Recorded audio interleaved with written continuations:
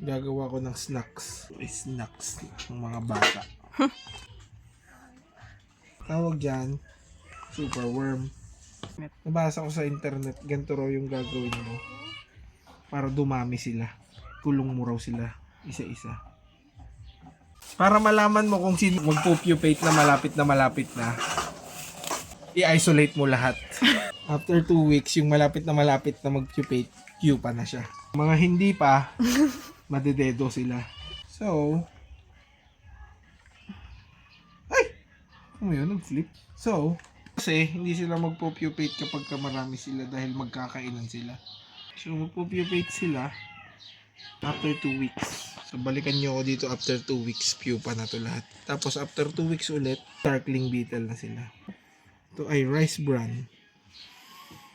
Darak. Halo-halo na yan. Yung lahat ng pinapatuka ko sa manok ko, binigyan ko rin sila. Bakit? Magiging manok ba sila? Ha? Cameraman ka lang, huwag ka magpatawa.